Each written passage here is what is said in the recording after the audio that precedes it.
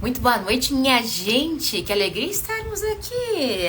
Nessa segunda-feira, começando muito bem a nossa semana com um bate-papo literário.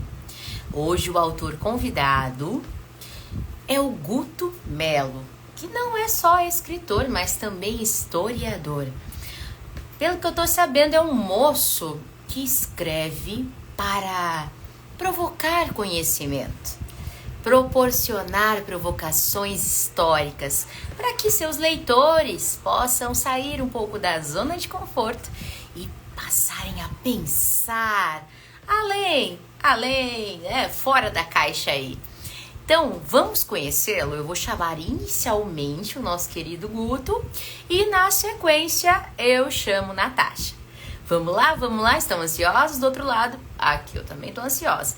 Campo Grande, Mato Grosso do Sul, calor, calor. Quero saber como é que tá aí, onde vocês moram. Simbora.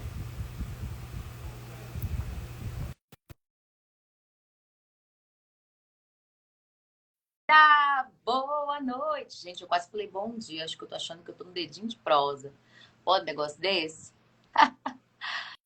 Olha lá. Opa, opa. Onde está o nosso querido escritor? Vamos ver, vamos ver. Boa noite, Tânia. Boa noite, Fabiano. Olá, querido Guto. Boa noite, tudo Oi, bem? boa noite, tudo bom? Tudo ótimo, Guto. Ansiosíssima aqui para falar contigo. Deixa eu só chamar a Natasha para fazer parte dessa prosa. Era lá. Cadê a Natasha? Prontinho, fiz o convite. Boa noite, Fabiano. Olha o pessoal chegando aqui. Minha gente, boa noite, Natasha. Boa noite. Olá, Guto, tudo bom? Oi, querida, tudo bem? Tá nos vendo? Ai, que ótimo. Sim. Ah, maravilha, maravilha. Eu só vejo você, então eu tô vendo coisa boa. Deixa a Stephanie pra lá, deixa a Ah, Stephanie pra lá. que absurdo. Olha a audácia da mulher em plena segunda-feira, né, gente? Vocês sabem que a minha cunhada tem um amor, assim, muito grande por mim, só que ela acaba mostrando isso de formas um pouco peculiares. Mas vamos lá, querido Guto. Muito boa noite, prazer imenso em ter você aqui. Olha, passarinhos me contaram várias coisas sobre você. Eu andei fazendo algumas pesquisas aí. Mas antes de falar sobre o Guto, professor, o Guto, historiador, escritor, eu quero saber um pouquinho do Guto enquanto pessoa. Guto, eu, assim, dizem as más línguas que você não gostava de literatura, que era aquele aluno que fugia das aulas de literatura. Mas me conta, como era a literatura para você enquanto criança? Era um monstrinho? Conta pra gente. Antes de mais nada, boa noite para todos que estão nos acompanhando aqui, prosa, verso e vinho. Me perdoem pela voz, porque eu moro numa cidade que é Volta Redonda, no interior do estado do Rio, sul fluminense. Tem uma usina que polui e ainda tem esse clima seco para poder somar. Então, o resultado, estou bebendo muita água, estou me hidratando para poder justamente estar aqui com vocês para essa prosa deliciosa que a gente vai ter hoje. Agradecer vocês duas pelo convite, uma honra estar falando com vocês. Bom, eu, quando estava lá na minha. A nomenclatura era outra, né? Quinta série, passou há muitos anos se chamar sexto ano.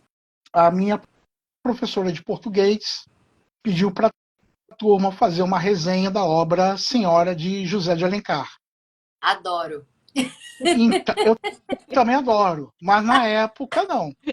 Na época, na verdade, eu nem sabia da existência de José de Alencar, inclusive a sua obra. Então, a professora pediu para fazer ler e resenhar. Corri atrás, né, para ter o livro.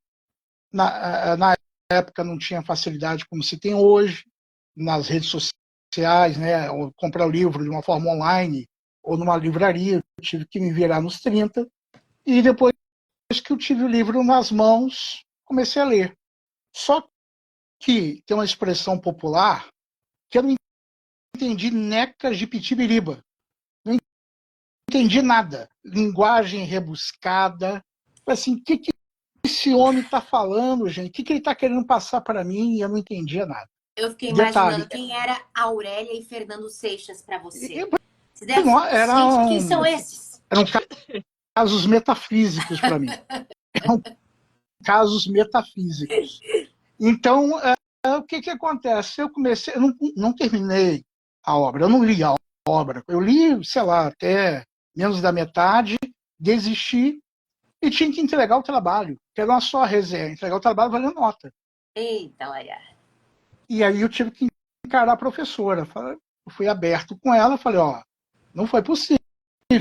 Não foi exatamente com essas palavras, porque eu era extremamente tímido, e eu falei, ó, professora, eu não fiz o trabalho. Levei um 0 em resenha de José de Alencar. E trauma na minha cabeça, sem maturidade intelectual nenhuma, né? A minha ideia foi o seguinte: literatura nacional é um porre, não dá. Ali naquele momento eu poderia ter rompido em definitivo com qualquer tipo de escritor, com qualquer obra, seja nacional ou não. Experiência traumática. Mas exatamente. Mas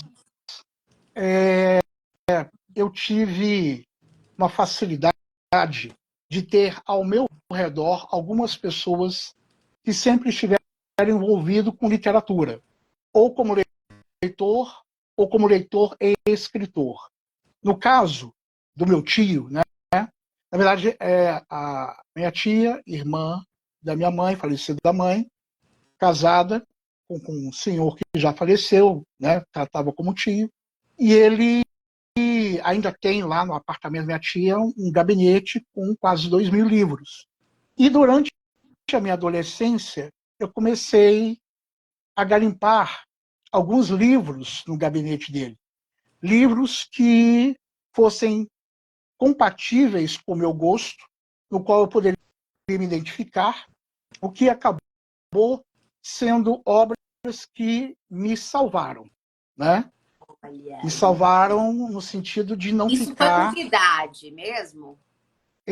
Bom, a obra Senhora de José de Alencar foi entre 12 e 13 anos. Ah, Agora, não. Gente, dificílimo você lidar com isso. é por isso que eu falei que é um Não. caso metafísico. Sim, com Agora, as demais certeza. obras que eu me identifiquei, comecei com 14, 15 anos. Mas logo de Qual cara, foi a José de obra que você se Alencar, identificou? Que eu tô curiosa.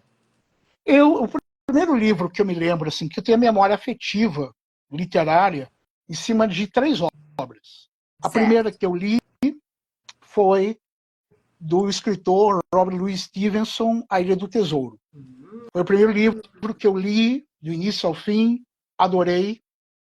E algo assim que até então estou falando para vocês pela primeira vez, inédito, estou falando para vocês. Já dei outras entrevistas, mas não cheguei a comentar. Depois que eu li essa obra do Stevenson, eu tentei dar os meus primeiros rabiscos como escritor. Uou! No entanto, eu tinha plena consciência que eu não tinha nenhuma bagagem para trabalhar em cima disso. Então, eu fiz o seguinte, deixei o tempo correr e esperar se isso ia vingar ou não. O segundo livro que eu li foi O Homem que Calculava, de Maupassant, que é um livro, é um romance cultural histórico, tendo como a história o período da Idade Média, no Iraque, onde um homem calculava tudo através da sua cabeça. Ele não pegava papel, não pegava nada. Ele fazia todos os cálculos comerciais através da cabeça dele, um gênio. E depois de anos eu descobri que Maupassant, eu achava que ele era um escritor do Oriente Médio, que nada. Ele é descendente, mas é professor de matemática da USP, né? e se aventurou em um romance. E o Ai, terceiro gente. livro que eu li foi, para mim, assim, extremamente importante, interessante, naquele momento para mim, foi a primeira obra, O Cão dos Baskervilles, de Sir Arthur Conan Doyle, o criador de Sherlock Holmes. Quando eu vi, já tinha comprado a Menino. coleção inteira. E aí eu falei assim, bom, eu vou seguir o caminho da literatura estrangeira. Eu acho mais interessante seguir esse caminho. Não Até então, acredito. eu com a literatura nacional, naquele momento, eu estava assim, rompido. Mas com a Menino. literatura estrangeira, eu estava começando a ganhar, a ter uma intimidade. Certo. Poxa É isso, vida, são as olha, 3 obras que Guto. comecei a trabalhar na minha início da adolescência ainda. Nossa, Guto, eu tô maravilhada aqui de você contar, contando tudo isso, né? Eu sou a professora, né, que passa obras literárias brasileiras para os alunos, né? Eu sou essa professora. Sou formada em letras aí vou fazer 14 anos esse ano, e eu era essa professorinha aí. Mas eu acho que eu sou um casinho à parte, porque eu não tive, meus pais não eram leitores, né? Mas eu tive bons professores. Eu tive bons professores de língua portuguesa, né? Porque não dá para naquela época não era separado literatura. Eu tive bons professores de língua portuguesa na minha educação fundamental, inclusive, que inspiravam a gente, que não só passava a obra por passar, né?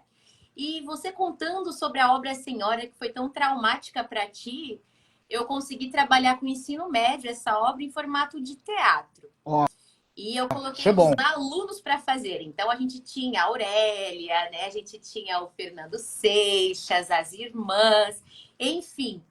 E a perspectiva ela foi mudando a partir do momento em que os alunos começavam a entender como era o funcionamento social daquele Uhum. período. E aí eles começaram a se interessar mais pela história. Então, isso de você contar que foi traumático é muito importante, Guto. Porque a gente percebe que hoje em dia muitos adolescentes ou crianças não leem justamente por terem profissionais que passaram por suas vidas que não tiveram, talvez assim, vamos tentar de uma forma diferente, né? Isso aqui pode ser maçante, essa linguagem pode ser um pouco mais rebuscada para essa determinada época. Vamos tentar pensar de uma forma diferente, né? Então, assim, isso que você traz já começa a me provocar aqui bastante, que é o pensar na nossa literatura brasileira. Mas perfeito. E aí, então, quando que você decidiu ser historiador? Muito bem.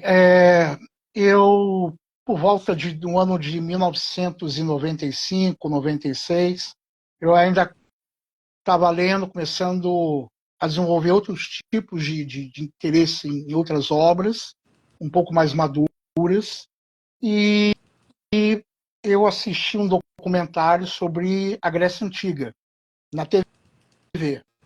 E aquilo ali me encantou. Grécia, Roma Antiga, e, por exemplo, eu acho que eu vou fazer faculdade de Ciências Sociais. Sempre tive facilidade em geografia, memorizar capitais de países, e eu tive incentivo da família, né, de seguir esse caminho. E aí, no ano de 1997, comecei a minha graduação, e o primeiro livro, eu sempre falo que o primeiro livro a gente nunca esquece, né? Tudo no primeiro momento a gente nunca esquece. Eu acabei de falar para vocês 2 e para os nossos ouvintes que 3 obras foram extremamente importantes para não ter ruptura nenhuma com literatura. E o primeiro livro assim que me impactou na graduação foi a obra do Gilberto Freire, Casagrande Senzala. Oh, eu tenho duas versões dele, você acredita? Acredito, Tem acredito. cenas E, fortes e ali dentro, né? E aí eu li aquele calhamaço. O interessante é que a professora pediu para fazer uma resenha. Meu Deus. A resenha sempre indo atrás de mim. Mas eu, felizmente, consegui fazer a resenha, né?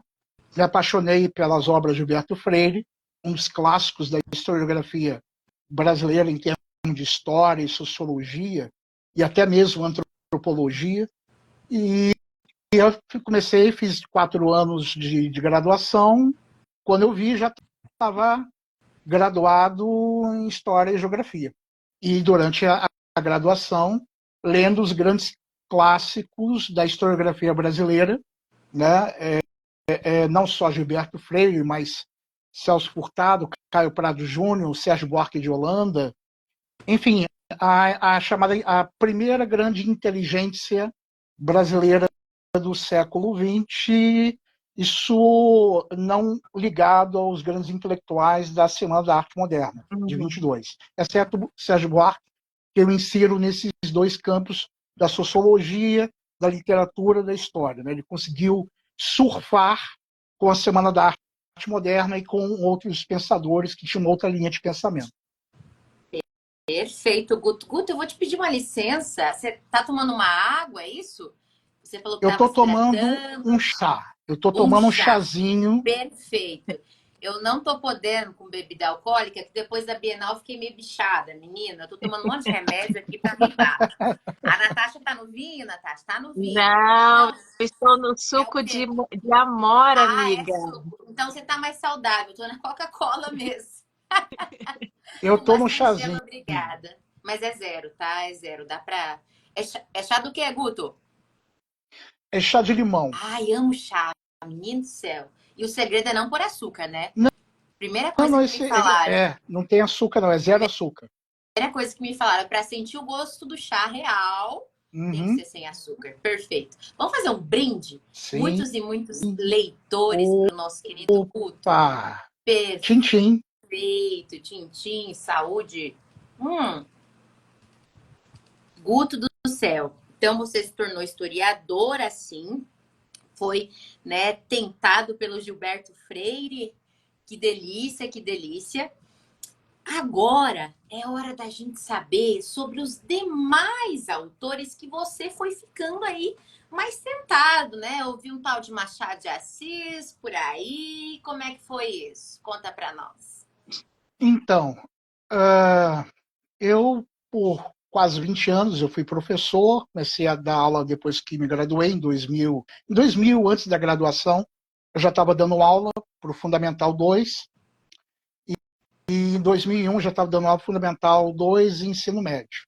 E quando eu vi, já estava dando aula em cursinhos, pré-vestibular, tal, enfim. Sei como é. E até que surgiu uma oportunidade de fazer um curso voltado para a literatura brasileira e comecei a ficar mais observando mais Machado de Assis. Aí comecei a ler as suas obras e quando foi no ano de 2012, baixou assim uma ideia de escrever a minha obra.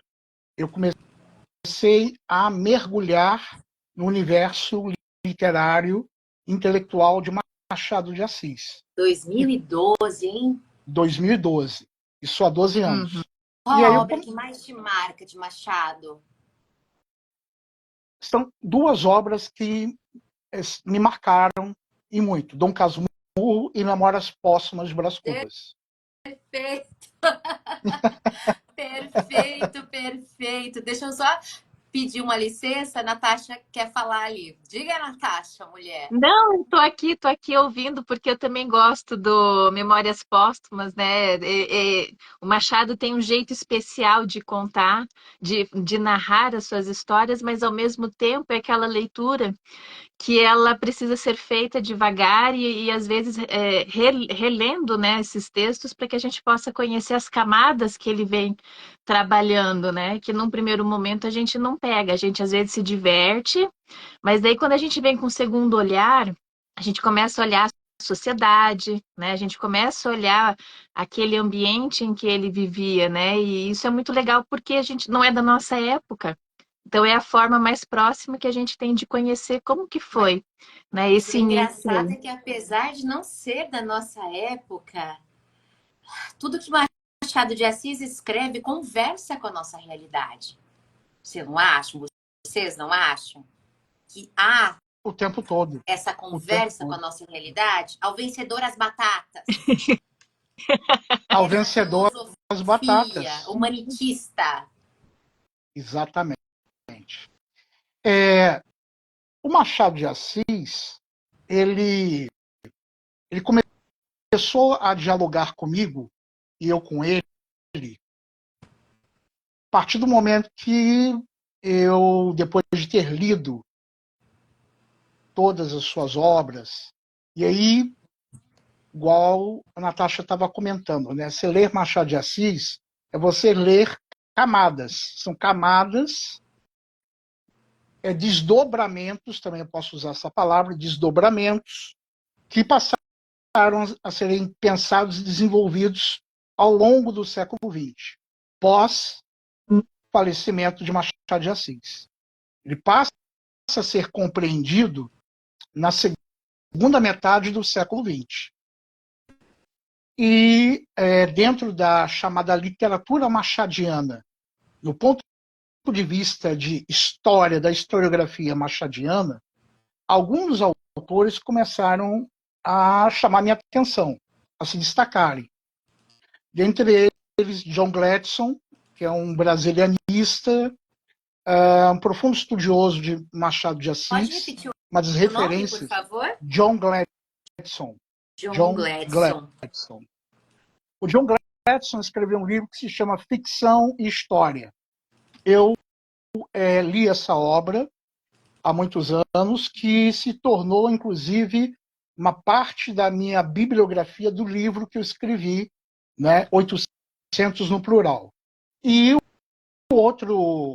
outros os dois nomes que se tornaram referência para mim é o Roberto Schwartz, um pesquisador, um profundo pesquisador sobre Machado de Assis, teoria da literatura, né? Sempre trabalhou com teoria da literatura, e escreveu também um livro, Ao Vencedor as Batatas, né? Que eu já li a obra do Schwartz, Ao Vencedor as Batatas. E o outro é Sidney Chaub, que é um historiador, foi professor de História da Unicamp por muito tempo, hoje ele é professor da Universidade da Califórnia, e sempre usou as obras de Machado de Assis como meio de explicar a história cultural, social, sobretudo do Rio de Janeiro, no período oitocentista. Então, é assim, um triunvirato que sempre tiveram assim, como a pirâmide da formação, inclusive, da minha obra. É claro que tive outras referências, mas esses três são assim fundamentais e foram fundamentais para que eu tivesse uma outra camada que acabou desaguando, né? É como se fossem afluentes de pensamentos machadianos que desembocaram no chamado Atlântico, que poderia chamar de Machado de Assis. E nesse oceano surgiu uma gota, que é o meu livro. E agora então chegamos na parte mais importante desta live. Antes disso, eu já vou deixar uma enquete pro pessoal de casa. Galera que já leu Machado de Assis, coloque aí para nós, por gentileza, qual das obras dele vocês já fizeram a leitura. Ou então, melhor dizendo, qual das obras de Machado de Assis tiveram aí de alguma forma chamaram a atenção de vocês, não só passaram, alguma coisa ficou por aí. Compartilhe aí com a gente para a gente poder replicar nos comentários. Agora sim, falando sobre essa gota do seu livro. Então foi isso, aos pouquinhos você foi buscando essas referências E aí chegou então no desejo de publicar o que você escreveu. Exatamente. Eu comecei a escrever, eu tive como uma primeira grande referência para ter um olhar geral, né, sobre o Rio de Janeiro oitocentista. Eu comprei um livro do Ubiratã Machado, que é um grande historiador literário e tal, e ali comecei a ler tudo em relação ao Machado de Assis, dentro de um ponto de vista periférico, né, autores que escreveram sobre ele, as fontes, né, as próprias obras de Machado de Assis, e eu precisava também de fontes primárias, ou seja, buscar documentos, fotos e até livros que não se encontram no campo online ou em alguma livraria, sebo ou biblioteca. Foi fruto de uma Biblioteca pública. dissertação? Como é que Não, foi não, isso? foi uma pós que eu fiz, uma especialização em História do Brasil, Perfeito. e acabei escrevendo uma obra que pode-se dizer que é a história da literatura brasileira no século XIX. Certo. Né? E aí eu segui, fui para o Rio, que eu moro em Volta Redonda, que fica a 130 quilômetros do Rio, Cidade e de lá uma que... querida escritora nossa, inclusive, hein? Oi? Kélida. Conhece? Sim, a Kélida, já entrevistei no meu Instagram também, uma pessoa Ai, que maravilhosa, delícia. Ó, né? moram pertinho. Perdão de Ela está aqui, interromper. eu acho que ela está aqui Tá com a sim, gente aqui tá assistindo. sim. Kélida é nossa E aí eu fui, parceira. é, parceiraça. Eu fui para a Biblioteca Nacional, eu fiquei uma semana no Rio, entre a Biblioteca Nacional e a encantadora Biblioteca da Academia Brasileira de Letras. Lá eu pude conhecer o trabalho de Afrânio Coutinho, foi umas grandes referências em estudos da literatura brasileira oitocentista, em meados do século XX, ele era membro da Academia Brasileira de Letras. Então eu encontrei algumas obras dele da década de 1950 que eu fui lendo lá na biblioteca, e lá na biblioteca também tem objetos pessoais de Machado de Assis, óculos, Menino. óculos, as primeiras edições dos seus livros. Na biblioteca da Academia Brasileira de Letras tem a biblioteca do Machado de Assis, obras dele. Então eu ficava assim, fazendo a pesquisa, mas ficava olhando também o meu entorno, porque eu me sentia uma criança no playground, né? Exato. Então Eu tô te era imaginando. Meu Deus é, do céu. é, é, Eu acho que eu teria maior dificuldade de saber por onde começar. Porque a vontade de ler tudo, sabe? De ter uma mente assim feroz para ler tudo de uma vez. Diga, nesse Natasha. momento nesse momento eu queria ser um pendrive, armazenar É isso aí. tudo. Exato. Mas A gente podia, não né? tem como, né? Não é? Exato. Eu também queria poder só trocar o chipzinho e já, né, saber de tudo, assim, É, porque ganhasse tempo. pois é. Guto, eu fico te observando e fico imaginando o seguinte: os seus livros, diferente dos autores que já passaram por nós, de ficção, o seu livro é o que está mais próximo da realidade, do contexto histórico, né? Você faz um recorte de tempo, né? Que pela forma como você fala, é o seu recorte temporal preferido, século XIX, né, ao qual você deita em cima das obras, né, e navega e estuda na verdade, com muita segurança e tudo mais. Mas eu fico me questionando assim, mesmo que você tenha esse recorte de tempo, ainda tem muito assunto a ser explorado, muitos olhares, muitas perspectivas de um mesmo objeto, que no seu caso, né, foi Machado de Assis e suas obras. Mas o que eu quero chegar é o seguinte: como que você foi lapidando essa obra e como que você estruturou? O que você traz nesse seu primeiro livro? Bom, quando eu comecei a fazer a pesquisa há 12 anos, eu não pensei em lançar o livro assim de imediato. Eu fui exatamente o que você falou. Eu fui amadurecendo, lapidando e esperando o momento certo para lançá-lo. Quando eu tivesse assim, olhar assim o livro e falar assim no meu computador, pronto, agora dá para lançar essa obra. E eu estava dando aula ainda na época, então ficava assim entre dar aula e escrever. E eu estava escrevendo de uma forma muito picada, não era uma coisa assim sequencial. Eu não estava pensando de uma forma rápida de lançar logo o livro. Eu não poderia imaginar que no ano que eu optei por lançar o livro, que já estava tudo bem encaixado, né, agendado, viria a pandemia, porque eu lancei o livro em 2020 e assim já estávamos entrando, indo em direção aos momentos mais críticos em termos de saúde pública, de história do país, em termos de saúde pública, onde tudo fechou, as livrarias fecharam, não tínhamos nenhuma ideia de quando retornaríamos. Fiz um lançamento numa franquia, mas eu não tive um retorno que eu imaginaria que tivesse, exatamente porque as pessoas estavam começando a se afastar das atividades sociais e resultado que só pude pensar melhor em comercializar meu livro pós-pandemia.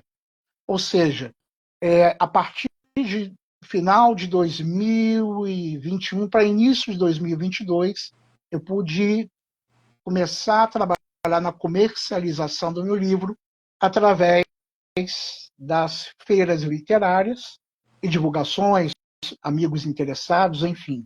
Então, assim, eu tinha um planejamento, esse planejamento estava estruturado, ele se desmanchou devido à pandemia. Mas isso não impediu, porque, como uma vez disse Humberto Eco, uma das maiores mentes do século Sim, XX, né, um sim. polímata, para mim, um polímata, acho que é um dos polímatas mais completos do século XX. Parece que eu Ele, tô vendo todas minhas aulas do mestrado com você. Que é isso, menina?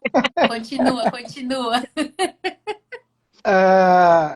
ele uma vez disse que se ele vendesse um livro já estaria satisfeito, porque teria uma pessoa lendo a obra dele e trocando uma ideia com ele, porque, como dizia Milan Kundera, todo leitor é um leitor de si mesmo. E a partir do momento que uma pessoa está lendo a sua obra, ele está ali em uma simbiose com você. Então eu consegui vender boa parte dos meus livros.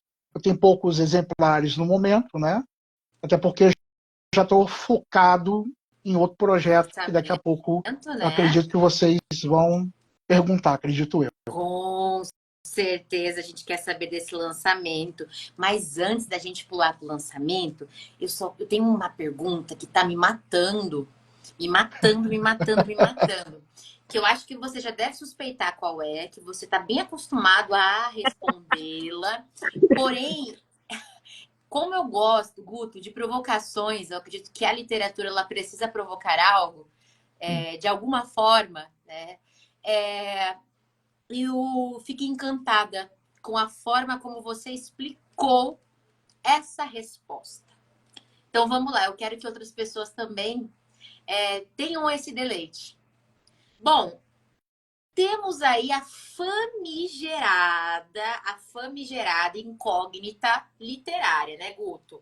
Ai, Capitu traiu ou não traiu, Bentinho, né? Que todo ser humano fica com essa coisa. Todos os meus alunos, acho que não tive um aluno, assim, um ano, na verdade, que eu não peguei uma turma que me perguntar, professora, você acha que traiu ou não traiu? Sempre, sempre. Até no cursinho, era de gramática para pré-vestibular, não, para concurso. Os alunos Uhum. perguntavam. Nada a ver com a paçoca. E aí, menino, eu sei que você tem um olhar de uma perspectiva completamente diferente do que a grande massa tem. Por favor, nos deleite. Bom, por 150 anos as pessoas se perguntaram, ou perguntaram para terceiros, se Capitu traiu ou não Bentinho. Muitas pessoas já afirmaram, sim, traiu, outros, não sei, tal. Isso tanto homens quanto mulheres já afirmaram. Sim, traiu Bentinho, mas não da forma como a maioria pensa. Por quê? Porque a gente vive... Pega essa, Brasil, pega essa! Pega essa, minha gente! Liga o celular, replica o que vocês vão ouvir agora! Para tudo, Brasil! Bora, Guto! O que acontece? A gente vive numa sociedade... Machado de Assis era tão genial e shakespeariano, daqui a pouco explico por que era shakespeariano, até porque eu posso até já adiantar, porque em Shakespeare, ser ou não ser, eis a questão. Em Dom Casmurro, traiu ou não traiu, eis a questão. Então tem aí um olhar shakespeariano, porque Machado de Assis gostava de Charles Dickens e Shakespeare. Muito bem, traiu. Mas por que traiu e em que sentido? Não é da maneira que todos pensam. Que a gente vive numa sociedade machista e essa cultura de machismo, mandonismo, essa estrutura oitocentista, de cima para baixo, que o homem venha determinar o que a mulher deve pensar, o que não deve pensar, e isso ficou inserido, enraizado na sociedade brasileira. Machado de Assis, quando colocou essa interrogação, foi de uma forma proposital. Porque o Machado de Assis, na obra, volto a citar John Gladstone, né, na obra Ficção e História, Machado de Assis dizia assim: eu tenho um olhar míope sobre a história. Ele já era jocoso nesse sentido. Né? Ele falava dessa forma porque ele não queria passar por cima dos historiadores do seu tempo. Dentre eles, um dos melhores amigos dele, que era Capistrano de Abreu, os grandes historiadores da segunda metade do século XIX. Era amigo particular do Machado. Então ele foi assim, sutil, brincalhão, ao dizer que tinha um olhar míope sobre a história. Mas o olhar míope dele sobre a história fez com que muitas pessoas mostrassem uma miopia sobre um fato que tem na obra e que as pessoas não enxergam. E o que aconteceu? O patriarcalismo foi absorvido também por mulheres. A mãe do Bentinho era matriarca, com uma mentalidade patriarcal, e queria que o Bentinho entrasse para a igreja, fosse seminarista. Só que ele já estava com envolvimento com a Capitu. E a família do Bentinho, típica família oitocentista, conservadora, voltado para o chamado grupos dos Saquaremas, que eram os mais conservadores do seu tempo, ela tinha escravo, né, fidelíssimo ao Bentinho e à mãe do Bentinho. A Capitu, de uma forma maquiavélica, se aproxima do escravo e tenta persuadi-lo e convencê-lo a se tornar um aliado dela, para que o Bentinho não entrasse para a igreja. Porque se ele entrasse para a igreja, ele estaria simplesmente aceitando o que é típico do patriarcalismo, a ideia de cima para baixo. E o Bentinho, ele estaria sendo passivo diante da sua mãe, de uma cultura patriarcal, no caso dela matriarcal, de não haver uma problematização, um questionamento.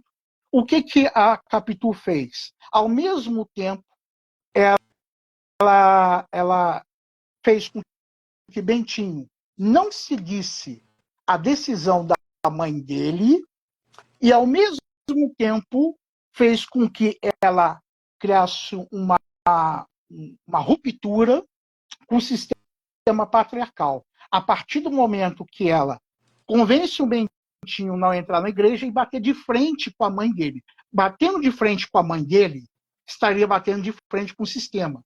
O que já coloca a Capitu como uma mulher de vanguarda, com espírito de vanguarda. E isso desestrutura o patriarcalismo dentro dessa obra. Sim. Só que a gente vive numa sociedade machista que querem saber se ela traiu ou não, porque é mulher. Eu faço a pergunta para os que estão nos acompanhando. Vamos imaginar que fosse o contrário. O Bentinho tivesse traído o Capitu. Nós estaríamos falando sobre Dom Casmurro hoje? Acredito Não. que não, hein? Eu acho que não duraria esse assunto nem um mês. É verdade. Na verdade, está durando 150 anos porque foi uma mulher que traiu na cabeça de muitos. Mas ela traiu, não foi no sentido amoroso. Ela traiu no sentido de bater de frente com o sistema. É uma mulher feminista, consciente ou inconsciente, mas o seu intelecto foi muito bem trabalhado por Machado de Assis para desestruturar dentro de uma família um sistema que estava sendo entrando em processo de declínio, porque a obra foi lançada em 1871. Em 1871, o que aconteceu? Temos a lei do ventre livre. Então, isso mostra que aqueles patriarcados pró-escravidão estavam começando a entrar em processo de declínio. E essa obra coloca a mãe do Bentinho como o exemplo do sistema que começa a ruir. E a Capitu é aquela que desmonta o sistema. Ou seja, ela trai o Bentinho, porque o Bentinho era passivo desse sistema. E, ao mesmo tempo, trai a mãe do Bentinho. Aí está a traição de Capitu. Do céu, Brasil, chupa essa manga. Brasil, Brasil, Brasil. Pensa, olha que delícia, essa perspectiva que o Guto nos traz. Ela sai da caixinha, gente. Ela é muito, muito boa. Ela dá até uma sacolejada, dá um tapa na cara, na verdade. Dá uma sambada na cara da sociedade brasileira, viu, Guto? Sim. Quando você vem e dá essa... Olha lá, entenda por que você faz sempre essa pergunta, né? Se ela traiu ou não traiu. E se fosse o contrário? Cara, olha... Guto do céu, eu ficaria aqui com você, acho que a Natasha também, por horas a fio. Eu complemento, coloco até como um apêndice a obra Madame Bovary de Gustave Flaubert. Sim! Porque os conservadores franceses, a burguesia francesa conservadora, chamou Gustave Flaubert para prestar esclarecimentos. Ele falou, Madame Bovary sou eu. Para ver como é que estavam colocando as mulheres de um patriarcado francês, até muitos começaram a ficar com a cabeça meio embaralhada. Será que ele está falando da minha mulher? De quem que ele está falando? Tal? Um chamá-lo? Tal. Exatamente isso. O Machado de Assis foi shakespeariano e flaubertiano. É isso. Menino, eu tô aqui, gente, maravilhada. Última pergunta, antes de entrar no seu novo livro, última, prometo, sobre Machado ainda, viu? Sobre Dom Casmurro. Você, com a sua visão, né, de nadar contra essa maré, né, talvez desse senso comum, dessa interpretação de manada, se assim a gente pode definir, você acredita, agora de um modo particular, ou mesmo a partir dos seus estudos, claro, você acredita que Bentinho tinha ali uma patologia? Sim. Eu diria até uma patologia bem complexa. Eu diria que seria um assunto até freudiano e junguiano. Mas tem uma pergunta, que não é uma questão aqui de preconceito, não. É uma questão de posicionamento do personagem.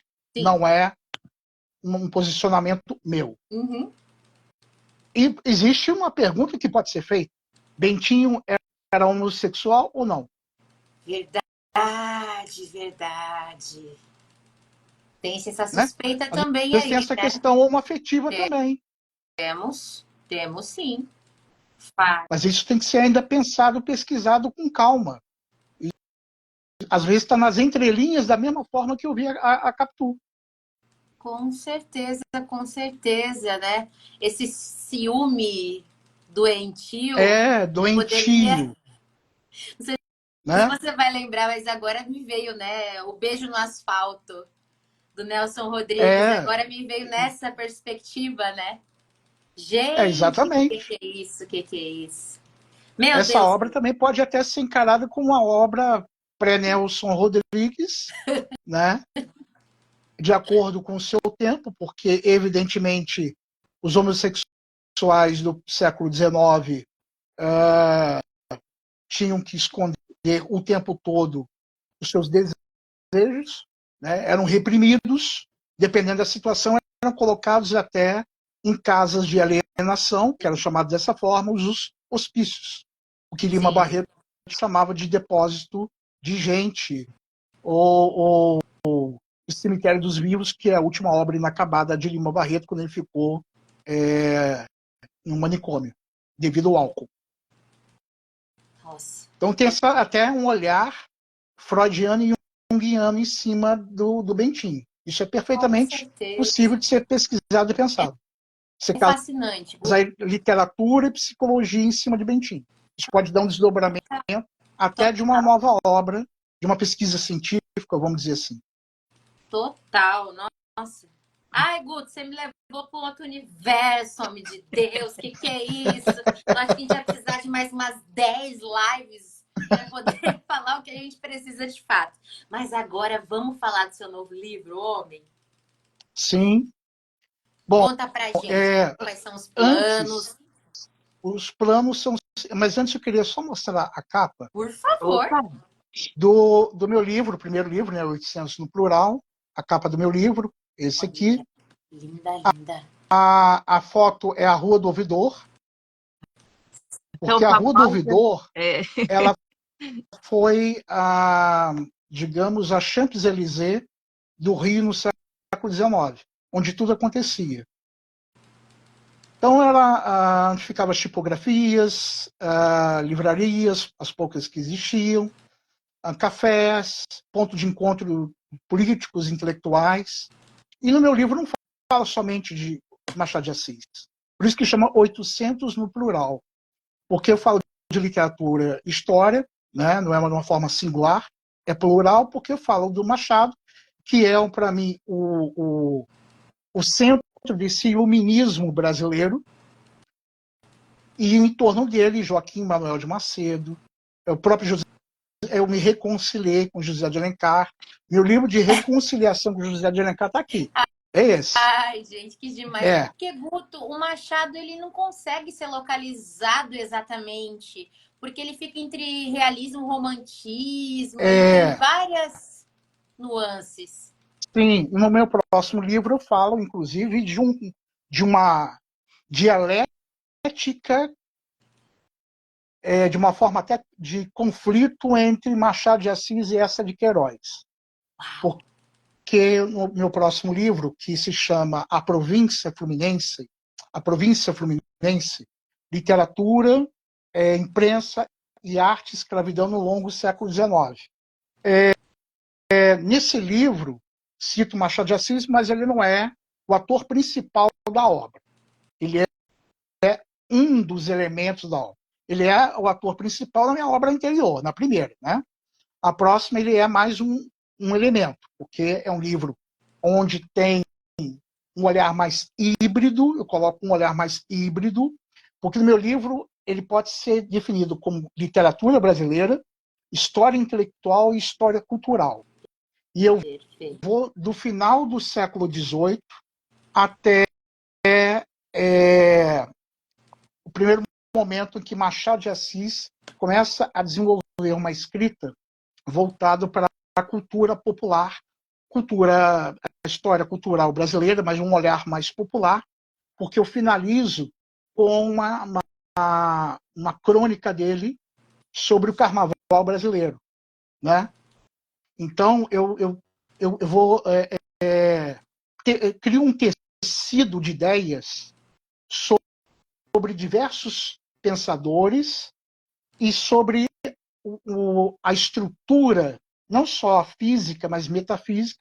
A física, porque eu coloco a ideia de Belle Époque, eu falo sobre a Art Nouveau, um pouco da história da... Porque eu também já dei curso de História da Arte, eu coloco um pouquinho sobre História da Arte na minha obra, no universo machadiano. Porque toda vez que eu vou no centro do Rio, eu fico olhando arquitetura carioca oitocentista, que me encanta. Eu vejo na Rua do Ouvidor, em outras, no Largo da Carioca, entre as ruas do centro do Rio. Alguns prédios ainda foram tombados como patrimônio histórico-cultural e são preservados. Então, eu coloco todo um olhar arquitetônico, a estética de pensamento na escrita. Eu falo sobre Rui Barbosa e a sua biblioteca particular, que é hoje a Fundação Biblioteca Rui Barbosa, né, em Botafogo, no Rio de Janeiro. O que ele gostava de ler, por que ele era um apaixonado por livros, era uma das figuras mais inteligentes e cultas do seu tempo. Então, eu vou costurando, fiz um tecido multicolorido, de ideias, e ele vai ser lançado, pré-lançamento no dia 30 de outubro, no Rio de Janeiro. Tinha que ser, claro, né? E o lançamento oficial no dia 26 de novembro, na Brooks Livraria, em Botafogo, onde vai ter dois nomes assim que são, no meu entendimento, caros para mim. O escritor historiador Leonardo Santana, que inclusive eu fiz a 4ª capa do último livro dele, que foi inclusive premiado. Ele vai estar junto comigo no lançamento, a gente vai ter um bate-papo bem rápido, e a presença da escritora, amiga minha, ai meu Deus, fugiu o nome dela agora. Fugiu, mas tudo bem. Daqui a pouco ela aparece. Ela deve estar dormindo já, dizem umas coisas assim, né? Daqui a pouco aparece. Então, assim, são duas pessoas muito caras para mim, que a gente vai ter um bate-papo. Eu já mandei meu arquivo para poder dar uma lida e espero que possam comparecer várias pessoas. A editora é de uma enorme credibilidade, credenciadíssima no Rio de Janeiro, no Brasil, a Ibis Libris, da Tereza Cristina. E já estou com alguns lançamentos e palestras que já estão sendo agendados. Estou com uma agenda assim, completamente maluca. Eu tenho que estar toda hora atualizando, graças a Deus. Mas é isso. E o livro vai ser... É sufoco. É assim mesmo. E vai ser no dia 26 de novembro, na Brooks Livraria, em Botafogo, no Rio de Janeiro. E no dia 30 de outubro, pré-lançamento, também em Botafogo, mas não na livraria. Vai ser uma coisa mais intimista, somente com a editora e alguns escritores que vão estar lançando junto, né, o pré-lançamento comigo, em um determinado espaço. Não vou divulgar porque eu vou deixar o momento assim, mais importante para o dia 26 de novembro. Claro. Lembrei, Flávia Souza, minha amiga Flávia Souza, que é poeta, inclusive prefaciou o livro do Cristóvão Chevalier, que é um dos grandes escritores, poetas do país. A Flávia Souza é amiga minha. Ela vai estar junto com o Leonardo Santana, os dois, um bate-papo junto comigo, sobre a província fluminense. Literatura, imprensa, arte, escravidão no longo século XIX. Então vai rolar uma mesa redonda. Isso. Perfeito. Deixa eu fazer uma pergunta, Guto, sobre essa sua última obra aí que está para ser, então, né, apresentada oficialmente, né, a província fluminense. Quando você diz que você aborda, que você adora títulos e subtítulos, né, eu acho isso muito legal, porque daí você, de fato, afunila, né, para a pessoa exatamente o que você vai estar trabalhando. Quando você diz, então, literatura, imprensa, arte e escravidão no longo século XIX, é porque cada um desses temas correspondem a um capítulo, ou você vem destrinchando eles, como você disse mesmo, em colcha de retalho, tudo junto ali, e um vai contribuindo com o outro? É um somatório, né? Como se fosse um tijolinho em cima do outro. É uma coxa de retalhos mesmo, porque está tudo interligado. Por exemplo, imprensa. Eu escrevi sobre a, a imprensa aqui no Vale do Café Fluminense. Alguns jornais que eram pró-escravidão. E aí depois eu dou outro recorte histórico da imprensa aqui do Vale do Café, a imprensa contra a escravidão. Uhum. Então, alguns intelectuais, alguns maçons, alguns abolicionistas que começaram a escrever para o encerramento da escravidão, e aqueles saquaremas conservadores que usavam os jornais de uma certa forma, no século XIX eram mais panfletários. Sim. Porque não eram jornais diários, eram periódicos. Então, isso tem todo um perfil de panfletagem. Não é com o propósito de criar um olhar polifônico, que a gente pega um jornal, para pegar o jornal mesmo, não é internet, jornal tem lá tudo bem dividido em classificados, economia, política, cultura, um olhar polifônico. Na época, esse olhar polifônico não era tão presente, porque, claro que tinha alguma coisa de literatura, classificados, mas não que você olhar classificados era o quê? Venda e compra de escravos. Uhum. Então, está tudo interligado, né? E eu faço essa análise aqui no Vale do Café, de Valença, passando por Vassouras, Barra Mansa, até Resende. E eu falo de alguns jornais do século XIX. Sobre a arte, mostra que, ao mesmo tempo, o brasileiro estava tentando um processo de se civilizar culturalmente, intelectualmente, absorvendo muito da cultura francesa, né? O brasileiro mais afrancesado, absorvendo muito da literatura francesa, Honoré de Balzac, Mallarmé, Gustave Flaubert, Victor Hugo, toda a inteligência francesa, a intelectualidade francesa, a arquitetura afrancesada, e, por outro lado, a barbárie. Né? Você tem aí um Brasil que é uma verdadeira antítese, né? Entre o civilizado e o bárbaro, entre o culto e o ignorante, entre o fim da escravidão e aquele que queria permanecer sem escravidão, aquele que era pró-monarquia e aquele que era pró-república. Então, um Brasil que, de uma certa forma, estava sendo trabalhado numa divisão. E, ao mesmo tempo, nós temos um país em que Gilberto Freire, entre outros antropólogos, historiadores, sociólogos, mostra um Brasil híbrido no aspecto cultural. Né? Então, o meu livro vai muito em cima disso, através da imprensa, da arte, da literatura. Né? Enquanto Machado de Assis, como eu falei para vocês, fazia um trabalho implícito contra o patriarcado, você tinha um outro lado, alguém que era anti-machadiano, como Silvio Romero, que era cientificista. Sim. Então, exato. É um Brasil plural. Eu não vou cometer aqui um anacronismo, fazer juízo de valor, porque não é a minha função como historiador, mas exatamente isso minha obra. Eu acabei costurando tudo que estava assim um pouco solto e precisava ser costurado.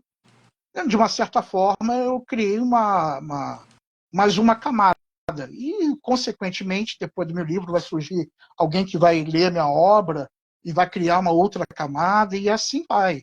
É um tijolinho. O meu livro é só mais uma peça nessa construção de entendimento do Brasil, que ele não secou, não é uma fonte que secou, é uma fonte inesgotável de pesquisa no Exato. Eu Brasil. posso, talvez, afirmar, Guto, que a sua mais nova obra, ela vai nos trazer algumas perspectivas, talvez, dos porquês do viralatismo, você acredita? Sim, tem essa cultura do viralatismo, que foi citado por Nelson Rodrigues, né, o complexo de vira-lata. Sim. Esse complexo ele não é algo contemporâneo, não pertence ao século XX. Ele pertence ao brasileiro desde o século XIX. Isso fica muito claro na nossa literatura, na produção historiográfica oitocentista, um olhar ainda estereotipado, por exemplo. Eu cito aqui o Van Hagen, que foi o primeiro grande historiador, que foi membro do IHGB, ajudou a fundar o IHGB, Instituto Histórico e Geográfico Brasileiro. O Van Hagen, para escrever a história do primeiro livro de história, chamado História Geral do Brasil. O primeiro livro sobre a história do Brasil foi escrito por ele, História Geral do Brasil. Quais foram as fontes dele? As obras de Gonçalves Dias, Gonçalves Magalhães, José de Alencar, ou seja, o romantismo como a literatura para construir a identidade nacional brasileira. Perfeito. E como poderia ter essa linha de raciocínio? Através de uma pesquisa científica? Não, porque não tinha ainda essa ideia de fazer uma pesquisa aprofundada com fontes primárias. As fontes do Van Hagen eram as fontes secundárias, que eram as obras do romantismo. O que Van Hagen entendeu? Peraí, o Brasil ele precisa ser compreendido através das letras, né? Claro, nem todo mundo sabia ler e escrever, mas eu já escrevi, já dei palestra, tendo como referência Roger Chartier, né, um grande historiador literário, que uma das maneiras de se aprender a literatura, história, geografia e filosofia, qualquer outra área, né, é através da chamada história oral, oralidade. Uhum. O que eu chamo de revolução intelectual. Exato. Te dou um exemplo. Muito presente desde o trovadorismo, né? Não se tinha escrita, desde então o trovadorismo. cantando Exatamente. é a forma de se propagar. Mas eu vou te dar um exemplo. Iracema de José de Alencar. Vou te dar um exemplo agora como é que eu aprendi direitinho a me reconciliar com ele. O José de Alencar, o que ele escreveu, não foi pautado ali igual, por exemplo, Spix e Martius, que foram dois europeus que ajudaram muito na chamada história natural de percorrerem a Mata Atlântica e a Floresta Amazônica. A obra de Iracema e todas as obras de Alencar foi pautada em cima do que ele ouviu de terceiros e do que ele leu. Nunca foi através de contato com alguma tribo indígena. É um fato. Tá? Ele não foi o Marechal Rondon. Por isso consideramos muito fanista. Exatamente. Muito fanista. O fanismo dele acabou desembocando na obra História Geral do Brasil, do Van Hagen, a obra que, na verdade, não só essa, mas é a primeira pecinha dessa engrenagem que foi sendo trabalhada ao longo do século XIX, chamado Identidade Brasileira. Para a pessoa do Pará ao Rio Grande do Sul falar assim, eu sou brasileiro. Não é como na época da Inconfidência Mineira, que muita gente, eu aprendi na escola, no tempo de aluno, do Fundamental 2, pô, Inconfidência Mineira. Pô, o Brasil quer se separar da metrópole portuguesa? Não, era Minas Gerais só. Era ter uma república de Minas Gerais, libertas quaceratame, liberdade ainda que tardia, uma universidade, porque os intelectuais estudaram na Universidade de Coimbra, sob forte influência do iluminismo francês, estavam lendo Voltaire, Montesquieu, Diderot, D'Alembert, Rousseau, e queriam trazer para cá essa ideia em Minas Gerais, ter uma universidade, acabar com a escravidão e definir uma república. Na verdade, eram jacobinos jacobinos brasileiros com uma formação belíssima, e português, até porque Tomás Antônio Gonzaga era português, nascido na cidade do Porto, mas era um jacobino. E a Sim. ideia de ruptura, mas não do Brasil. Da mesma forma, a Conjuração Baiana em 1798. A ideia de assim, uma identidade brasileira, isso eu posso dizer até mesmo através das obras de Machado de Assis, através das suas obras, decorrer das suas obras, além de outros escritores também. Eu posso dizer assim que no último quartel do século XIX, as pessoas já poderiam dizer assim, eu sou brasileiro. Essa construção ela foi de uma forma paulatinamente, essa ideia de identidade nacional para um país continental realmente não seria algo como criar uma identidade nacional em Portugal, que é um país pequenininho, na Suíça e por aí vai. Exato. Ai, Guto, olha, fui, viajei, voltei, viajei novamente. Guto, você é assim, é uma pessoa de grande competência, porque é delicioso ouvir. É delicioso ouvir as suas perspectivas, sabe? E às vezes até de certa frustração, porque a gente para pensar o quanto muitas pessoas passaram por nós e nos ensinaram certas partes da história de uma forma bem deturpada, tendenciosa, né? E que a gente não conseguia, na verdade, ter assim uma visão um pouco mais ampla, né? De fato, com o que de fato ocorreu. Então, assim, o seu trabalho é genial. Quero até saber agora, aproveitar esse ensejo, você, como se alguém, algum leitor, alguma pessoa que estiver nos assistindo, desejar o seu primeiro livro, ou este que vai ser lançado, com tua dedicatória, né? Comprar, é possível comprar com você?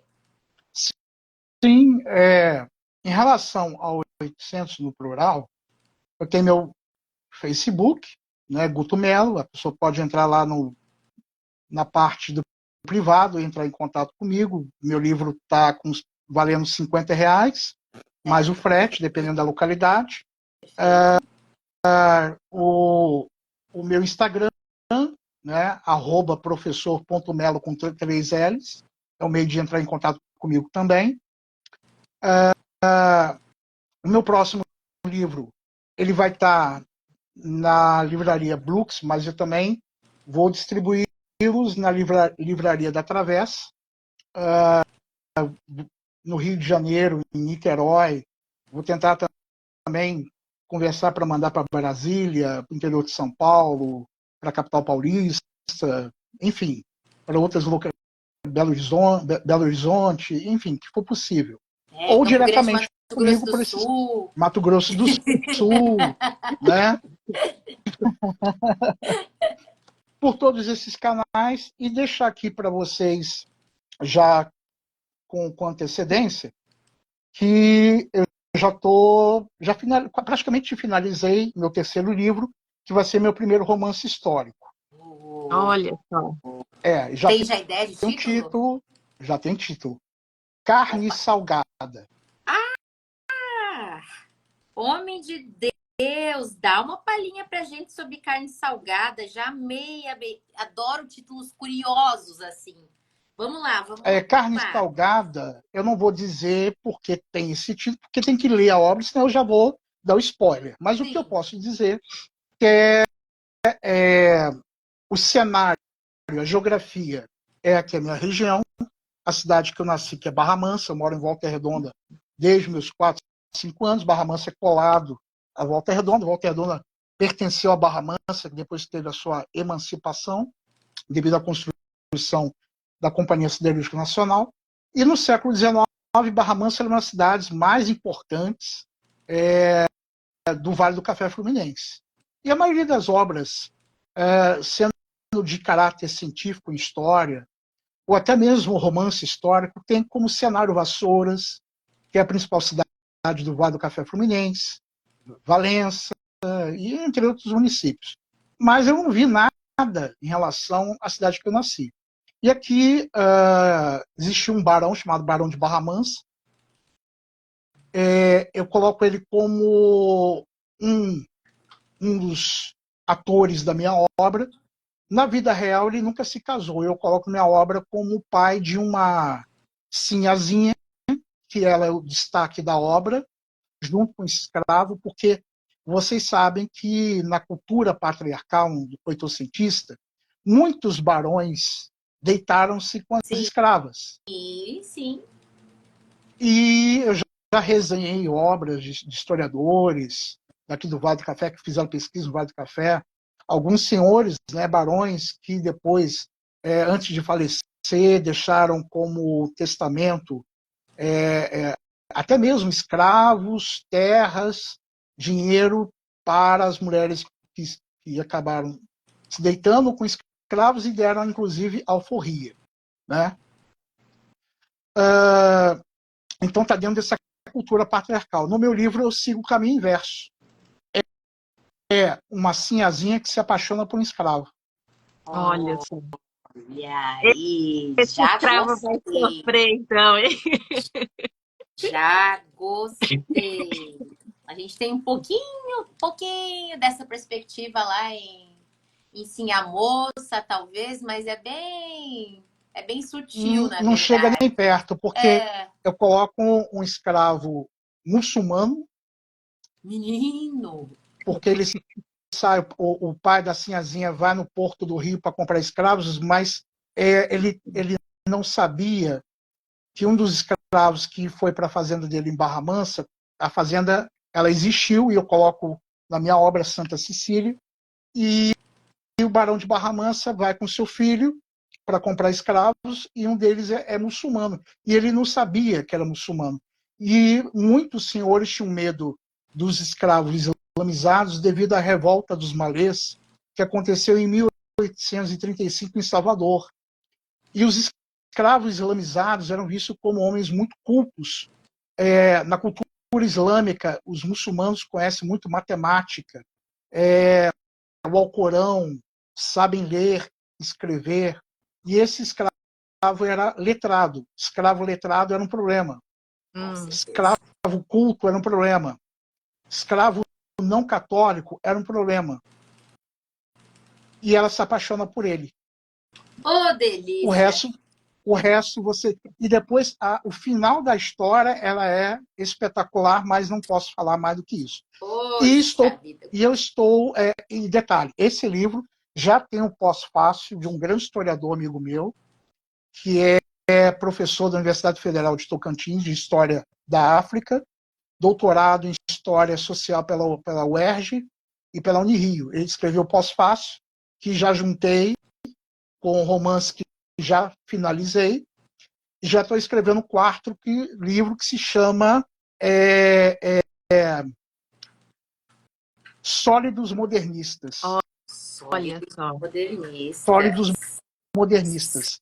É um livro que fala, é um romance também, onde é um jovem que trabalha numa livraria que existiu, chamada Livraria José Olímpio, e ele vai conhecendo nessa livraria Clarice Lispector, Carlos Drummond de Andrade, Manuel Bandeira, Jorge Amado.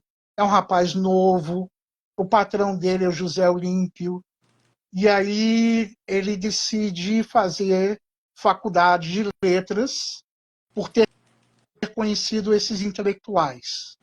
E eu estou desenvolvendo. Por que se chama Sólidos Modernistas? Estou pensando Quem já no leu sociólogo, exatamente. no Bauman. Eu vou na contramão da modernidade líquida. Perfeito!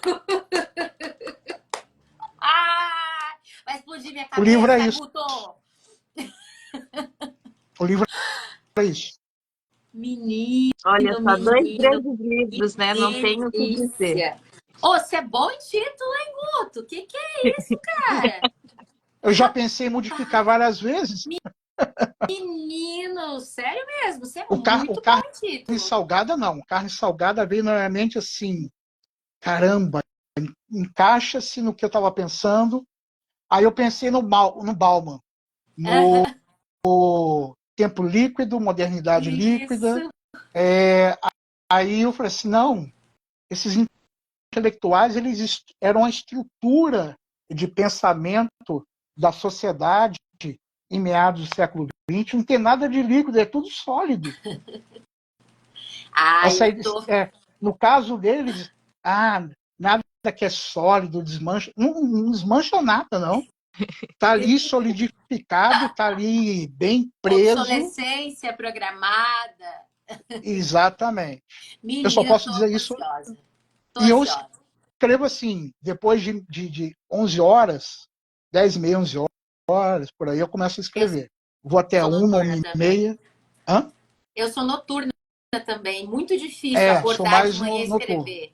Eu Exatamente. sou muito noturna. Minha cabeça começa a trabalhar, a partir desse horário assim, minha cabeça já começa, antes de entrar na live eu estava lendo, e depois É isso. da live eu vou voltar a ler, depois eu vou escrever, e assim vai.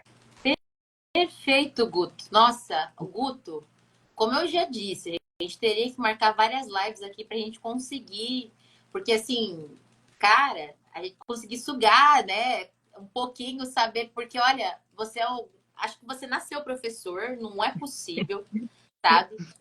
É incrível. E a forma como você também nos explica é muito didática, é convidativa.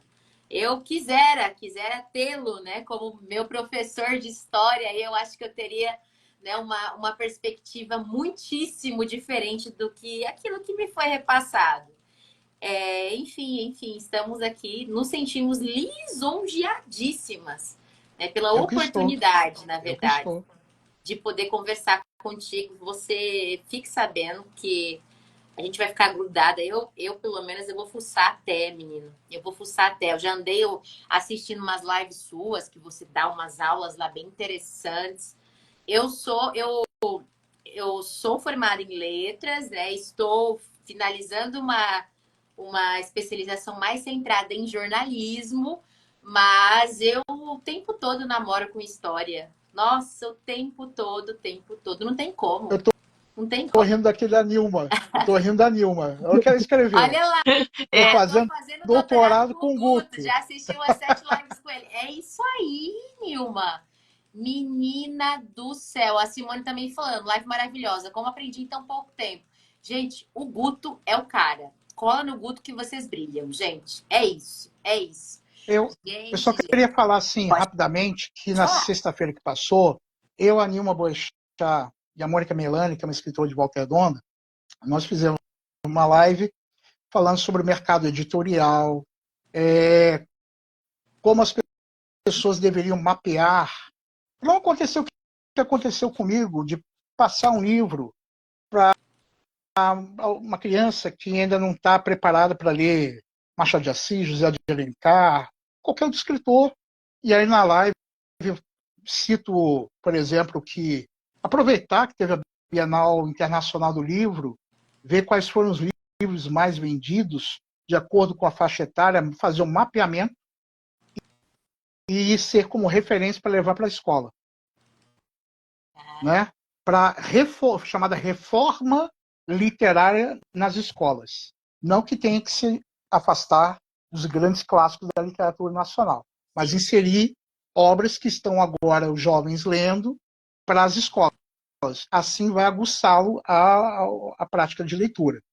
E tem outros temas que a gente está no meu Instagram, esse bate-papo. Rapidamente, gostaria de falar da minha agenda. Posso Claro, rapidinho? claro. Espaço todo seu. No dia 14 de outubro eu vou estar na Academia Brasileira de Letras. A presidente da Academia Fluminense de Letras, que é a Academia Oficial do Estado do Rio, que eu faço parte, uma academia histórica que ela tem 107 anos de existência, fundada em 1917. A presidente vai tomar posse não como membro da Academia Brasileira de Letras, é que no mês de agosto a Academia Mineira de Letras, a Academia Pernambucana, a Lagoana, a Paraense, que foi anfitriã, porque esse ano tem COP30, por causa da questão ambiental. Então a Academia Paraense recebeu os presidentes das academias estaduais, Academia Paulista, Rio Grandense, enfim. Inclusive queria mostrar para vocês que eu participei da coletânea desses escritores de diversas academias, Antologia das Academias Brasileiras de Letras sobre o Meio Ambiente, tem um texto meu. Olha Esse aí. livro está na Academia Brasileira de Letras, está na Academia Paraense de Letras, foi entregue ao presidente da República, à ministra do Meio Ambiente e para outros intelectuais de diversas academias. Eu vou estar no dia 30, como falei, no Rio de Janeiro para lançamento do meu livro. No dia 26, na Livraria Brooks, né, em Botafogo. E no dia 17 de dezembro, 17 não, dia 13 de dezembro, eu vou estar dando uma palestra junto com o Leonardo Santana, que é escritor e historiador, na primeira feira literária de Realengo, no Rio de Janeiro, que está bombando, né? E eu vou estar realizando um dos meus sonhos. Eu vou estar na próxima Bienal do Livro, Internacional do Livro, no Rio de Janeiro, em 2025. O meu novo livro. É Maravilha, isso viu? aí, homem de Deus, Guto do céu. Minha vontade é pegar você e colocar num pote, assim, sabe? Aí, quando eu precisar fazer a consulta, eu falo, ai, Guto, fala aqui pra mim sobre isso, fala aqui pra mim sobre aquilo. Menino do céu, o que é isso? E, Guto, você tem filho? Aí eu fazendo pergunta pessoal, você tem filhos, família, tudo? Ou você se dedica só pros estudos? Não, eu sou casado e tenho Jesus. 2 filhotas E dá lindíssimas.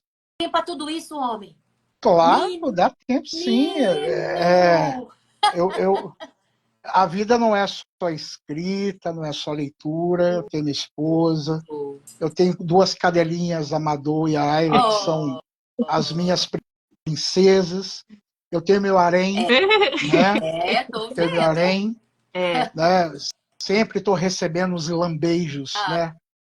Lambejos no queixo, na testa, são carinhosos, não, são os inteligentíssimos, melhores, inteligentíssimos. eu acho, viu? É, A troca de carinho são, mais estão sincera. verdadeiras, são verdadeiras no carinho, não tem falsidade. Eu e minha esposa, a gente chega em casa, é uma festa. Enfim, fazem muito bem para nós dois. E é isso. Assim é a minha vida. A minha irmã é escritora também, foi professora. Eu tenho uma prima que é secretária de educação numa cidade do interior de Minas. Então, eu tenho uma família voltada para as letras, para a educação. Eu acho que isso também tem um certo DNA. Com certeza, Guto. Muito obrigada de verdade por nos oportunizar esse momento. Eu, assim, de verdade, não tenho nem palavras assim específicas para conseguir me expressar. Tamanha gratidão, na verdade, que eu tenho dessa conversa que foi muito frutífera, sabe? Eu acredito muito que nós estamos todos os dias aprendendo, todos os dias. E, e é absurdo a quantidade de conhecimento, de informações que você nos passou nesse pouco tempo dessa conversa de hoje à noite. Fico maravilhada, fico muito contente, muito grata e eu quero acompanhar cada passo seu. Gente, eu não imagino o lápis desse homem. Gente do céu, deve dar o quê? Uma quantidade de página louca. Ai, meu Deus, eu vou procurar você no lápis, Guto. Porque eu sou dessas também. Eu acho Ai, Guto. engraçado que tem uma amiga minha que virou para mim assim, sabe, de uma forma espontânea, natural, a pessoa fala assim, uma coisa assim, Guto, você parece uma Barça. É verdade, é verdade. Aí a outra falou, não, não, Barça não, ele parece um Wikipédia, um pendrive, uma coisa assim. Eu começo a rir, mas eu tenho plena consciência que eu sou socrático, só sei que nada sei. É isso aí. Você Eu sabe tenho que hoje muito em que dia. aprender ainda. Oi? Tenho muito que aprender Ah, ainda. todos nós, todos nós. Eu sou convicta numa frase do Misaros, que ele fala assim: é, enquanto não formos sepultados, ainda estaremos aprendendo, né? Sim. Então ele fala que até o túmulo a gente segue. Então eu fico, enfim, fico fascinada por isso, por esse momento muito incrível. de estar com você. Você sabe que Lattes é tudo hoje em dia. Pessoas, assim, bem normais, fazem pesquisa de pretendentes para casar-se pelo Lattes. Você acredita? Você Eu não acredita? duvido, eu não duvido. Tô te falando, Guto. Assim, eu trabalhei com a minha atual esposa, que não era minha esposa, depois, né, que eu comecei a me apaixonar, eu fui lá e fucei o Lattes. Eu falei, não, pera, deixa eu ver se vale a pena continuar, né? Se vale a pena essa paixão aí. Aí eu vi que tinha umas páginas boas de Lattes, assim, com umas publicações bem interessantes. Eu falei, né? Porque assim, a gente tem que escolher assim, né?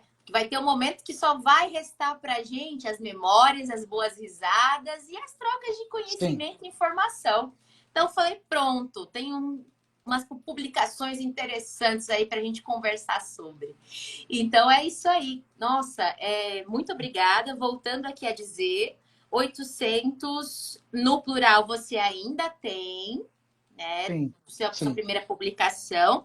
E o mais novo livro, que tem um título maior. Natasha, fala para nós, por favor. O segundo, Relembre. É, o segundo vai ser título? lançado. A Província Fluminense, Literatura, Imprensa e Arte e Escravidão no Longo Século XIX. Perfeito. Esse vai ter um pré-lançamento, mais lançamento, mas, gente, não se preocupe. Quer um livro do Guto? Já fala direitinho com ele. A gente tem que, eu falo sempre aqui, viu, Guto? Às vezes eu pareço um disquinho riscado, mas eu falo sempre aqui que a gente tem que normalizar que todo escritor vende seu próprio livro, né? Todo Sim. escritor vende seu próprio livro. A gente precisa normalizar isso, porque às vezes a gente primeiro pergunta, né? Como é que faz para comprar? Tá em qual editora? Não, compra direto do autor. Nada contra as editoras, a gente precisa delas também para aparecer, para funcionar e realizar um Uhum. bom trabalho, né? Mas é diferente quando é o escritor Não, vendendo o seu diferente. próprio livro. É uma outra situação, né? E eu É, tô interessada. Pode falar. não, é isso mesmo, eu concordo. Né? Eu tenho reservas aqui de poucas reservas do 800 no plural, e é claro que no próximo também vou deixar aqui um estoque aqui para que a pessoa queira comprar diretamente comigo, em loco, Perfeito. ou mandou mensagem, eu estou interessado, e vou para o correio, envio, não tem problema nenhum. Né? Não Isso aí. precisa necessariamente só ir na livraria. Pode ter contato comigo. Exato, exato. Não sou estrela, não, sou bem tranquilo com isso. E ter a assinatura, né, do próprio escritor, vai saber, Guto. Eu acho que a tua assinatura já deve estar valendo um cadinho, viu? Não, sabe por quê? Posso me abrir rapidamente? Estou no Abre assim. Eu tenho, negativo do banco. eu tenho mal de Parkinson. É, É. Eu tenho mal de Guto. Parkinson. É. Então, o que que acontece? Eu antes escrevia no computador, no Aham, notebook. Hoje eu escrevo no meu celular. certo.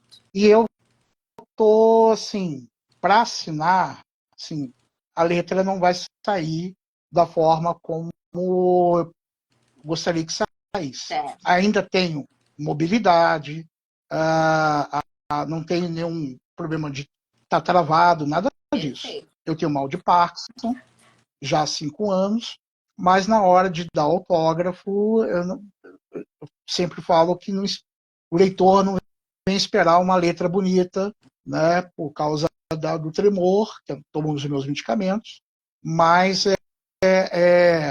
ainda sei ainda escrever alguma Mas coisa. sabe o que eu acho que é garantido? Que certamente a tua dedicatória, a tua escrita vai ser única. Vai ser única no seu Isto é, estilo. isso Isso é é muito verdade. bom. Isso é muito bom. A gente tem que sempre estar olhando por várias perspectivas, né? Por Sim, vários sim, pontos. Isso é maravilhoso. Então, ó, queremos ficar por dentro, sim, porque claro que nós queremos os nossos livros também, né, Natasha? Então já vamos ficar de olho nesse lançamento. Eu tô mega ansiosa, mega curiosa para conhecer de pertinho as obras. E é isso aí. Vamos marcar mais live, né, Guto? Por favor. Vamos agilizar sim. esse Eu negócio. só tenho que agradecer vocês duas pela atenção desde o primeiro contato. são extremamente inteligentes, são pessoas que, assim, seria ótimo se nós três estivéssemos sentados num café, tomando um café, Também né, acho. papeando. Essa ferramenta que a gente usa hoje, ela compensa, mas nada mais significativo do que o contato humano, de estar tete a tete, ali, aquele batendo papo, rindo, tomando um café, trocando ideias. Isso é insubstituível. E quem sabe, né, a gente tem uma oportunidade de realizar esse encontro, mas eu também estou à disposição para outras lives, caso queiram. Eu estou sempre à disposição. Comigo não tem tempo fechado, não tem tempo ruim. Comigo está tudo numa boa. Perfeito, perfeito, Guto. Natasha? Não, é isso, né? Eu fico mais aqui observando e aprendendo, na verdade. Eu deixo a Stephanie trabalhar, né, Guto? Não sei se você percebeu, mas é Eu visível. percebi, É, é, eu percebi isso mesmo. É visível a paixão que você tem, né? Quando você generosamente falou que não conhece nada, né? A gente de fato está sempre aprendendo, mas dentro da nossa área, né? Do seu recorte temporal que você, né? Se dedica aos seus estudos, você deixou muito claro a paixão que você tem, né? De falar, de explicar, né? De tirar as dúvidas, de dizer como que é. Isso é muito legal para nós que estamos acompanhando aqui do outro lado, assim, como quem entrou, né, e quem vai assistir depois, né? Você deixa esse gostinho de quero mais, de que dentro das suas obras a gente vai encontrar muito mais ouro ali dentro, né? Isso é muito bacana. A gente fica aqui torcendo por você, para que você possa, então, o ano que vem, já que a Bienal vai estar mais pertinho, aí no Rio de Janeiro, né? Que Uhum. você possa vivenciar essa sua primeira Bienal, assim como eu vivenciei a minha esse ano, né? E é algo assim muito gratificante, né? Depois a gente tira as conclusões do que aproveitou, do que não aproveitou, mas é algo que é único, né? E que todos se pudessem ter essa oportunidade. A Bienal ela acontece em várias regiões, né, do Brasil. A gente sabe disso, e quem puder sempre participar é interessante. Ali é uma vitrine, ali a gente está, na verdade, criando uma autoridade, né, querendo ou não, e está deixando ali o nosso legado, né, mostrando para as pessoas que nós estamos contribuindo de uma forma ou outra, deixando as nossas obras, né? Então é isso, tá? Desejo muito sucesso e vamos estar seguindo você para acompanhando seus próximos passos, tá É joia? isso aí. A gente não tem certeza se vai estar na Bienal do Rio, não temos certeza. Mas os planos do Prosa Verso e Vinho está em Paraty, você acredita? Estamos namorando Paraty por aí. Vamos Esse ver, ano? vamos ver. Não, ano Esse que Não, ano? vem. vai ter que ser por ano que vem, porque a Bienal de São Paulo, minha, tô te falando, Guto, eu tô bichada até agora. Tô bichada, bichada, bichada. Ah, Natasha também, tá todo mundo bichado.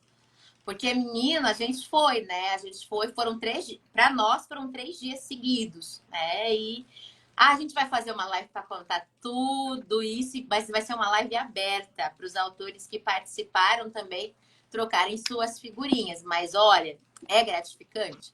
É bacana tá lá? É.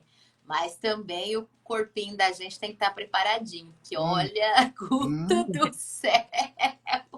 Eu Foi ali que eu sei, eu descobri. sei.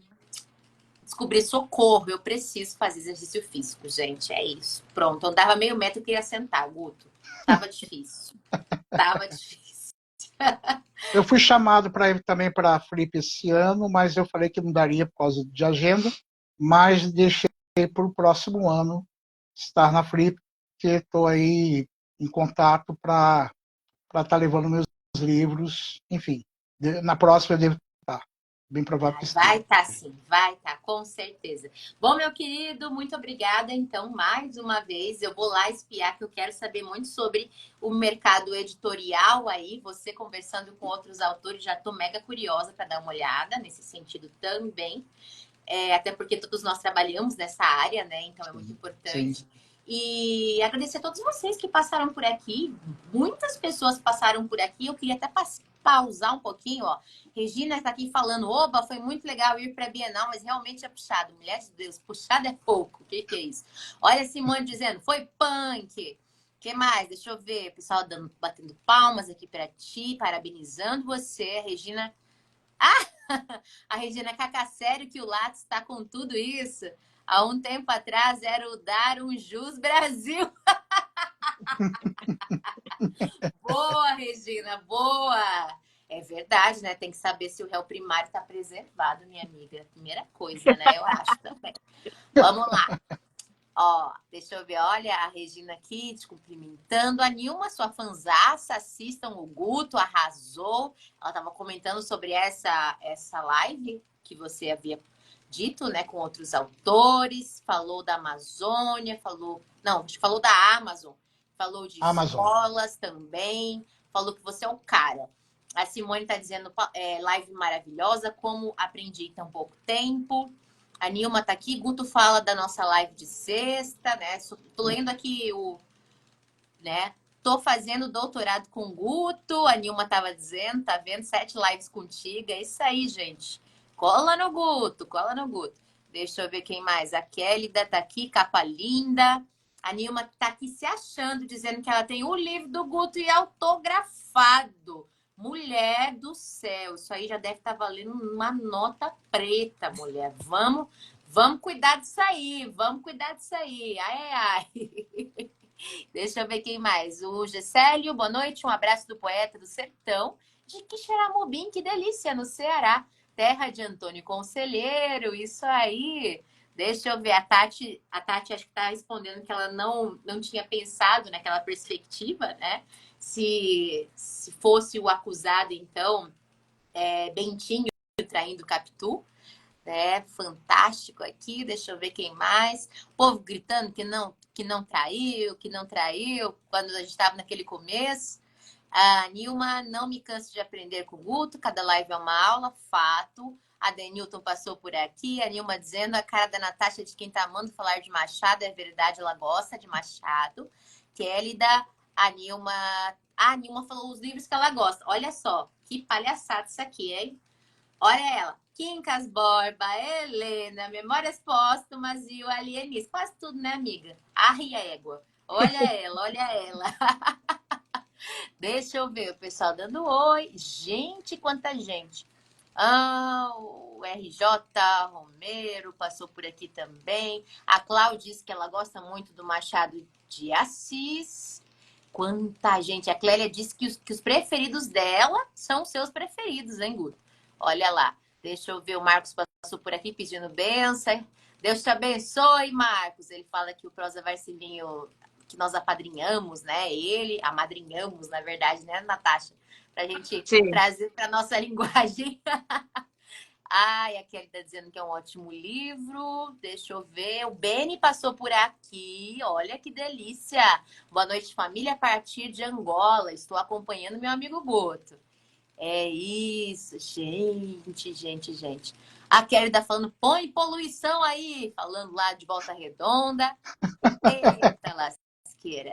Tá geral, né? Aqui choveu e continua poluído, meu Deus do céu. Tânia Mato Grosso passou por aqui, poesias comentadas, são muita gente, muita gente. É isso, gratidão, minha gente, por todos vocês que passaram, deixaram seu recado. Depois, quem não conseguiu assistir a live toda, deixa nos comentários quais são os livros do Machado de Assis que vocês gostam mais. A Regina tá aqui complementando. Vai ter a primeira Bienal Internacional do Livro do Paraná no que vem em Curitiba. Quem sabe? Quem sabe, Regina? Quem sabe, Regina? Também já gosto também dessa proposta. Vamos pensar, né, Natasha? Eu também gostei, Final de setembro, início de outubro, eu acho, se eu não me engano. É mais ou menos essa data aí. Natasha já até sabe da data, minha gente. É isso. Gente. E é isso. Vamos continuar a nossa semana com Alto Astral, buscando conhecimento. Sigam o nosso querido Guto Melo com 3 L's, gente. É professor Melo com 3 L's. Eu queria perguntar até por que são 3 L's, mas enfim, são 3 L's. É isso aí. É porque eu tentei com 2, não consegui. Já tinha um outro que pegou a ideia. Achei que tinha alguma coisa. Isso. Achei que tinha alguma coisa com 3 L's, não significa. Não. Beleza. Então é isso. Um beijo grande para todos vocês. Amanhã nos vemos no Dedinho de Prosa. Vai ter livro novo da Bienal, no Dedinho de Prosa de amanhã, obviamente de escritor brasileiro. Minha gente, beijo grande, Guto. Prazer imenso, imenso em conhecer você. E a gente vai ficar grudadinhos aí para saber mais e mais informações sobre seus livros. Tchau, tchau, minha Muito gente. obrigado. Até Tchau, mais. Tchau, gente. tchau. Valeu, tchau.